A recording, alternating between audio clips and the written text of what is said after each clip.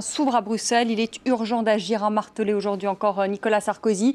Les Européens doivent trouver une solution à la crise, une solution qui passe pour le couple franco-allemand par une révision des traités pour une plus grande discipline budgétaire. Les 27 vont-ils accepter de réviser les traités européens ou est-ce que cela se fera seulement avec les 17 pays de la zone euro? Est-ce la solution qu'attendent aujourd'hui les marchés? Comment expliquer aujourd'hui l'attitude des agences de notation qui de l'huile sur le feu en menaçant d'abaisser la note de 15 pays de la zone euro? Eh bien, on en parle ce soir avec Philippe Dessertine. Bonsoir. Bonsoir. Vous êtes le directeur de l'Institut de haute finance, auteur également de La décompression, et c'est aux éditions Anne Carrière. Laurent Passol, bonsoir. Vous êtes le porte-parole de Debout la République, un parti gaulliste, souverainiste, et vous, eh bien, vous défendez la sortie, l'abandon de l'euro. Norbert Gaillard, bonsoir. Vous êtes consultant pour la Banque mondiale, docteur en économie et auteur de l'ouvrage Les agences de notation, et c'est aux éditions Découvertes. Et puis avec nous en direct de Bruxelles, Caroline de Camaret. Caroline, bonsoir. Vous suivez avec nous ce sommet européen et vous participez donc ce soir à ce débat. Alors à quelques heures de l'ouverture de ce sommet, Nicolas Sarkozy et Angela Merkel se sont exprimés devant le congrès du PPE, du Parti populaire européen, qui était réuni à Marseille. Je vous propose tout de suite d'écouter le président français et la chancelière allemande. Plus de solidarité dans la zone euro, plus de discipline dans la zone euro, plus de gouvernance dans la zone euro. Chacun, je crois, peut faire ce constat. Reste un problème. Quand faut-il le décider? Mes chers amis, tout de suite. Plus nous tarderons à prendre cette décision, plus elle sera coûteuse et moins elle sera efficace.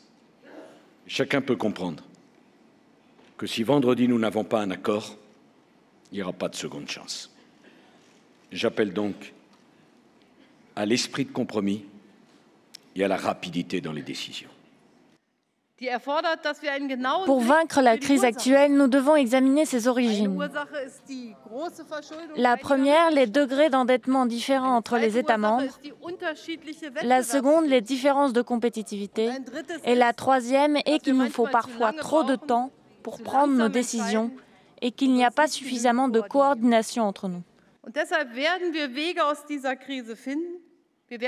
C'est pourquoi nous allons trouver de bonnes solutions pour faire un pas de plus vers la sortie de crise.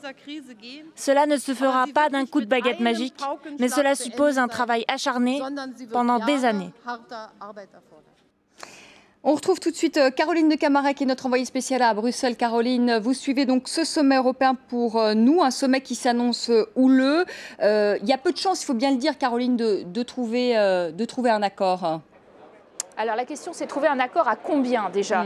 Et c'est ce qui finalement est assez intéressant ici. Ça s'est ouvert sur une note très péjorative, en effet, parce que Angela Merkel souhaite trouver un accord à 27, c'est-à-dire en incluant tout le monde dans le processus d'une révision des traités, un processus lourd. Elle ne veut pas de la méthode légère proposée par Herman Van Rompuy de changer juste un protocole finalement et de faire une sorte de tract, des tractations bilatérales. Non, elle veut une vraie grande réforme des traités pour promouvoir la discipline budgétaire et la graver dans le marbre.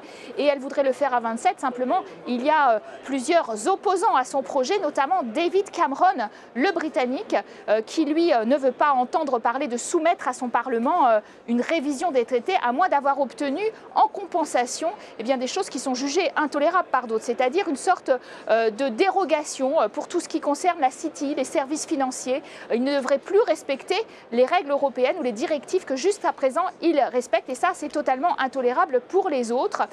Donc un rapatriement des compétences de Bruxelles vers la Grande-Bretagne. Et puis à l'intérieur des 17, il y a aussi pas mal de dissensions sur la façon dont fonctionnent ces sanctions désormais automatiques des pays qui sortiraient des clous des 3% de déficit et des 60% du PIB de dette. Et là, c'est des sanctions automatiques qui inquiètent évidemment les pays. Ce qui inquiète aussi d'autres, c'est que finalement, on devrait verser au pot commun, c'est-à-dire au mécanisme européen de solidarité, mais il n'y aurait plus de veto des tout petits pays comme la Finlande, vous savez, qui se sont opposés à leur versement particulier. La Slovaquie aussi avait des problèmes. Donc voilà, toutes sortes d'enjeux aujourd'hui. Et de nombreuses divisions. Plus que 2 jours. Voilà, on l'a bien compris. Prendre aussi le week-end. Philippe Dessertine, s'il n'y a pas d'accord jeudi, Nicolas Sarkozy a dit il n'y aura pas de seconde chance, c'est maintenant ou jamais. C'est sûr que ce que l'on veut éviter absolument, c'est le clash. Hein, c'est-à-dire que ce que l'on redouterait, c'est par exemple qu'il y ait une opposition entre la France et l'Allemagne et qui fasse qu'à la fin, on dise « eh bien, on n'y arrive pas et on s'en sort pas ». Ça, c'est évidemment ce que l'on redoute beaucoup. Dans l'autre sens. Ils ont semblé jusqu'à présent d'accord, donc c'est un accord de façade. Hein. Et donc non, mais on peut penser qu'on n'arrivera pas à cette extrémité. En revanche, après, si nous avons un accord, ou en tout cas si nous n'avons pas un désaccord, il y aura là véritablement le chantier qui continuera de s'ouvrir, parce qu'il faudra ensuite réfléchir comment probablement un certain nombre de points qui vont être évoqués seront mis en œuvre dans la pratique. Et ensuite, une fois que l'on aura fixé le cadre européen, eh bien, il faudra que chaque pays s'astreigne à respecter les règles qui auront été fixées. Et là, par exemple, en ce qui concerne la France, cela voudra dire probablement quand même des changements très profonds dans la manière d'envisager la politique. Par exemple, d'envisager la manière de faire un budget en France, en particulier en accord, on va dire, avec des hypothèses qui seraient des hypothèses plus pessimistes que celles qui ont été retenues pendant des années dans le mode de fonctionnement français. Laurent Passol, quand on entend Philippe Dessertine, on comprend bien quand même que cette modification des traités avant qu'ils soient appliqués, ça va quand même prendre du temps. Alors finalement, est-ce que c'est l'urgence du moment, cette modification des traités, hein? Cette modification, ce n'est pas du tout l'urgence. Ça ne va strictement rien régler. Parce qu'il faut savoir qu'en fait, les changements qui sont destinés à être mis en place, en fait, vont imposer une Europe de l'austérité qui va continuer en fait à peser sur la croissance des pays européens. Et comme on le voit bien en Grèce, quand on rajoute de l'austérité sur de l'austérité, la croissance s'effondre et au final, les rentrées fiscales diminuent. Et donc, on n'arrive absolument pas à guérir les problèmes européens aujourd'hui. Qui plus est, il y a quand même un gros problème démocratique avec les règles qui ont été proposées par Angela Merkel et Nicolas Sarkozy, notamment la règle de sanctions dites automatiques. Il faut une majorité qualifiée d'États pour s'opposer à ces sanctions. Il est quand même absolument incroyable qu'on se dise qu'une majorité simple d'États ne pourrait pas s'opposer à des sanctions décidées par des technocrates. Et ça, c'est totalement inadmissible. C'est un abandon de souveraineté, d'une certaine façon. C'est un énorme abandon de souveraineté de la part de Nicolas Sarkozy, qui, par-delà ses discours à Toulon, en fait, fait exactement le contraire dans les actes de ce qu'il dit à la télévision. Norbert Gaillard, c'est un abandon de souveraineté, comme vient de le dire Laurent Passol. Alors, il est clair de toute façon que si on veut continuer à approfondir la construction européenne, on devra faire certains abandons de souveraineté. Moi, à titre personnel, je suis quand même très sceptique sur la réussite finalement du sommet, parce que même un sommet à 27, et finalement un consensus à 27, ça me paraît très peu probable, même à 17, il faut être réaliste. La Slovaquie est vraiment jalouse de sa souveraineté. On voit que les Pays-Bas traînent des pieds, donc concrètement, ça me paraît très peu faisable.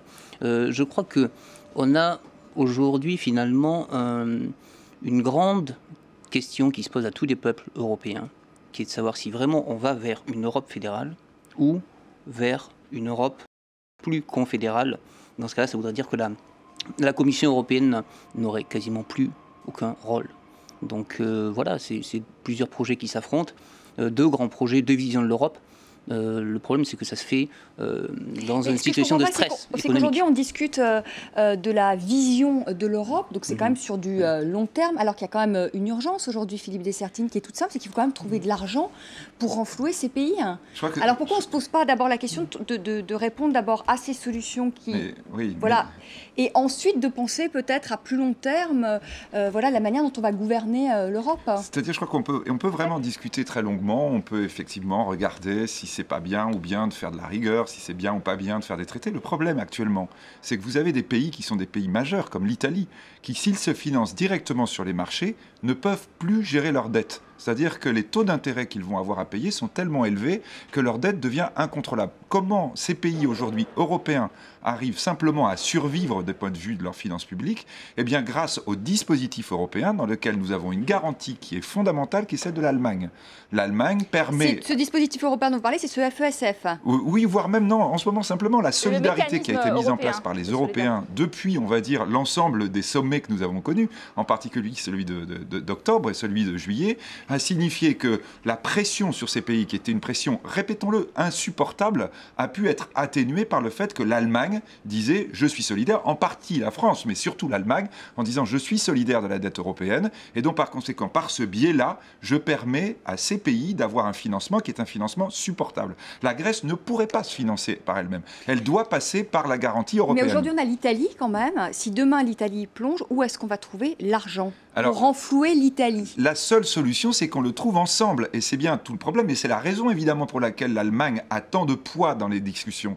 Parce que l'Allemagne est la garantie absolue du mode de fonctionnement. On peut dire ce qu'on veut en disant qu'il faudrait faire de la croissance, il faudrait qu'on ait même du déficit avec de la croissance, etc. Le problème, c'est qu'on n'a pas l'argent. Aujourd'hui, nous sommes dans une situation où nous sommes obligés d'emprunter tous ces pays. Il faut bien comprendre le mode de fonctionnement. On évoquera tout à l'heure des agences de notation. Tous les jours où, on va dire, de manière extrêmement régulière, des pays européens doivent emprunter pour rembourser leurs dettes à échéance. C'est-à-dire on n'est pas dans du remboursement de la dette réelle, on est dans de la substitution d'une dette par une autre dette. Et donc à partir de là, on est sous la pression, on va dire, de nos créanciers passés et de nos créanciers futurs. Et par rapport à cela, eh bien, on est contraint évidemment de regarder la seule façon de les obtenir. Et la seule façon, c'est d'avoir la garantie de l'Allemagne. C'est vraiment le problème majeur qui plane sur ce sommet et dont il faut avoir conscience. Caroline, vous voulez ajouter quelque chose? Pour aller dans ce sens, et quand on parle effectivement de souveraineté et de savoir si un traité constitutionnel nouveau, avec plus de discipline budgétaire, ça nous rendrait de la souveraineté ou ça au contraire la déplacerait vers Bruxelles. Je vous invite à regarder quand même cet organigramme, c'est celui des chefs d'État présents aujourd'hui. Vous voyez qu'il a beaucoup changé depuis le sommet de l'année dernière par exemple. Beaucoup de gouvernements sont tombés sur la crise de la dette et ça n'est pas sous la pression de Bruxelles qu'ils sont tombés, c'est sous la pression des marchés dont on a l'impression finalement qu'ils font un peu la pluie et le beau temps parce qu'on n'arrive pas à se libérer collectivement par des mécanismes de solidarité justement entre Européens de cette pression des marchés, de cette pression de la dette qui fait qu'ils peuvent jouer effectivement sur les dettes souveraines de pays, y compris comme l'Italie, troisième économie la plus importante de la zone euro. Alors pourquoi aujourd'hui Angela Merkel mise sur un traité qui concerne beaucoup la rigueur budgétaire et qui ne concerne pas évidemment la solidarité mais beaucoup plus la rigueur budgétaire? Elle pense en fait, Angela Merkel, qu'en certifiant et en gravant dans le marbre cette rigueur budgétaire, elle va rassurer les fameux marchés et puis elle va peut-être aussi rassurer, et ça c'est le calcul plus de Nicolas Sarkozy, la fameuse Banque Centrale Européenne qui va se dire bon d'accord, ils ont tous signé un engagement à rentrer dans les clous du pacte de stabilité. À partir de maintenant, je vais pouvoir exercer mon indépendance, puisque c'était une citation que les Allemands veulent indépendance, exercer mon indépendance pour voler au secours des dettes souveraines en difficulté, mais un petit peu en douce, vous voyez, sans trop le dire et sans modifier les traités pour cela. Laurent Passol, c'est ça la solution aujourd'hui, c'est la BCE, c'est que la BCE émette de la monnaie et aide ces États, les États européens? Ça pourrait être une solution, bien évidemment. Mais pourquoi on n'en parle pas aujourd'hui de cette solution? Pourquoi on parle de la modification des traités et on ne parle pas du rôle de la BCE, qu'elle pourrait intervenir tout de suite? Parce que l'Allemagne le refuse, en fait. Ça fait des mois et des mois que la France plaide pour cette position. Et finalement, l'Allemagne la refuse parce que ça représenterait pour elle une forme d'incitation à des mauvais comportements de la part notamment des pays du Sud. Et il se trouve que ça serait un peu une forme d'aléa moral vis-à-vis des dettes souveraines. Et la position d'Angela Merkel est assez compréhensible là-dessus et c'est ça qui bloque aujourd'hui le mécanisme européen. Et comme en plus dans les traités européens il y a bien gravé dans le marbre qu'on ne peut pas faire de monétisation directe, du coup aujourd'hui les pays sont pieds et mains liés vis-à-vis des marchés, sauf s'ils reprenaient leur indépendance et du coup reprenaient le contrôle de leur monnaie et de leur banque centrale. Aujourd'hui il n'y a pas de moyen. Le problème pour l'Allemagne aujourd'hui, c'est qu'elle a déjà en fait porté une garantie de 200 milliards avec le FESF et en fait tout simplement Angela Merkel refuse de mettre le moindre marque de plus et donc aujourd'hui on essaie de chercher de l'argent mais cet argent en fait on ne le trouvera pas puisqu'il y a un veto de l'Allemagne. Il y a un an j'étais sur ce plateau, je me rappelle, et on en discutait avec une personne de l'Institut Montaigne qui disait que l'Allemagne finirait par céder là-dessus et l'Allemagne n'a pas cédé, ils n'ont pas cédé tant sur la BCE que sur le fonds européen. Donc il n'y aura pas d'argent en plus. Et la seule solution pour essayer de faire fonctionner cette... Finalement, la solidarité allemande a ses limites, c'est ce qu'on peut dire, Norbert Gaillard? Oui, absolument. Je crois que l'Allemagne a été profondément marquée finalement par l'hyperinflation au début des années 20 et l'objectif véritable de la Bundesbank puis de la BCE, dont les statuts sont calqués sur ceux de la Bundesbank, sont avant tout d'assurer la stabilité monétaire à la fois interne et externe. c'est-à-dire éviter d'avoir des dépréciations par rapport aux autres monnaies, aux autres grandes monnaies, telles que le dollar, d'une part, et d'autre part, éviter l'inflation. Donc on sait qu'on a un objectif, par exemple, une cible de 2% d'inflation. Donc bon, voilà, je crois qu'il y a quand même malgré tout beaucoup d'idéologie de la part de l'Allemagne. C'est ce que je regrette, parce que je pense que la BCE, justement, devrait en partie monétiser une partie de la dette des pays européens, ceux qui sont en difficulté. Et ça pourrait se faire, je crois, d'autant plus légitimement que on a aujourd'hui une forme de conditionnalité, puisque on voit que l'Italie, l'Espagne ont mis en place des plans d'austérité budgétaire qui sont vraiment très très durs. Philippe Dessertine, quand on entend vos réactions aux uns aux autres sur ce plateau, l'Allemagne qui ne voudra pas, en tout cas pas pour le moment, une intervention de la BCE, il y a peu de chances, Caroline de Camaret le disait, qu'à 27 on accepte la modification des traités, sans doute pas même à 17. Finalement, une fois encore, les marchés ne seront pas rassurés à l'issue de ce sommet. En tout cas, si ce sommet prend ce chemin-là. Non, mais je voudrais vraiment me mettre en opposition avec cette vision générale qu'on a en France en disant la solution, c'est que la BCE achète la dette. Il faut être quand même bien clair là sur pourquoi l'Allemagne dit que c'est quelque chose d'absurde. C'est en disant, lorsque vous allez avoir besoin d'argent pour payer vos fonctionnaires, pour payer votre déficit public, eh bien c'est simple, c'est votre banque centrale qui va acheter la dette que vous avez émise.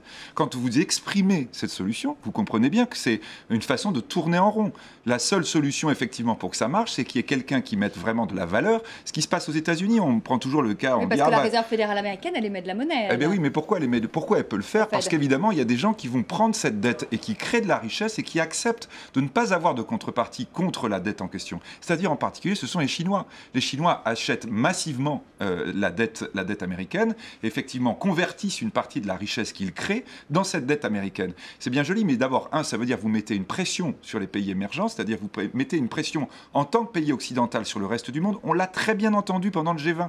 L'ensemble des pays émergents ont dit cette crise est une crise de la dette occidentale. La manière de régler cette crise, c'est vous, occidentaux, d'abord qui devez régler votre problème d'endettement. Et là, lorsque l'on fait ça, eh bien, on est en train tout simplement de se défausser sur le reste du monde. Les Allemands, peut-être parce que les Allemands sont les moins anciens colonialistes de toute l'Europe, refusent absolument cette approche-là. Ils ont une approche de responsabilité en disant nous devons émettre de la dette si nous créons de la richesse. Ils mettent la richesse au cœur du système et vraiment, franchement, est-ce qu'on peut leur en faire grief ?